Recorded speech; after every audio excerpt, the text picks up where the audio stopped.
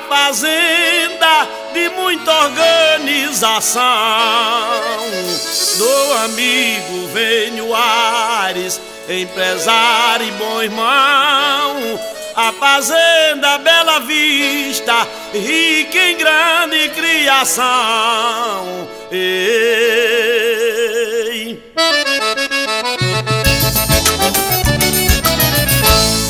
Esta fazenda bonita, o vaqueiro é Dinaldo, grande criação de búfalo, Nelore, gado raçado, é no Lago do Coqueiro, no Maranhão, belo estado. Ei.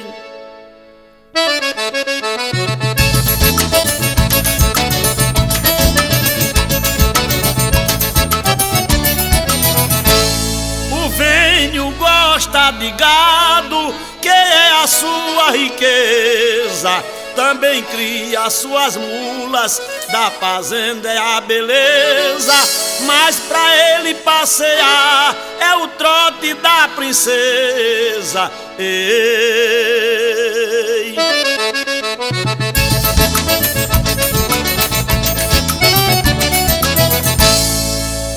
O Vênio e Dona Eliette, um casal maravilhado. O Diego, a Daniele, seus herdeiros consagrados.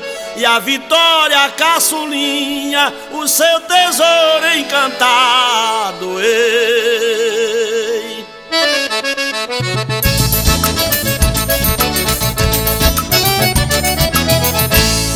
Falem Dona Mariana, que é a mamãe querida do amigo Vênio Aires, uma mulher destemida, que hoje mora em São Paulo, feliz e gozando a vida.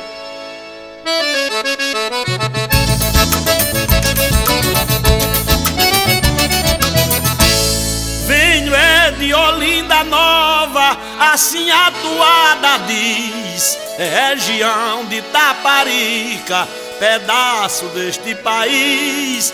Da Baixada Maranhense, fica a 300 quilômetros da capital, São Luís. Ei.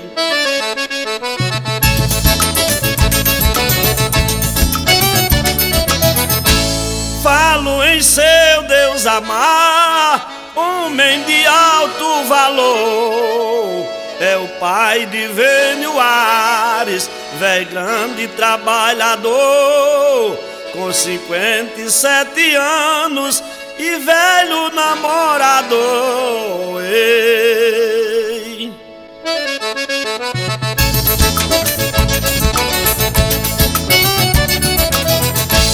Ei, Deus amar é um homem forte e vaqueiro experiente. Qualquer luta da fazenda, seu Deus amar tá de frente. Na fazenda Bela Vista, ele é vaqueiro e gerente.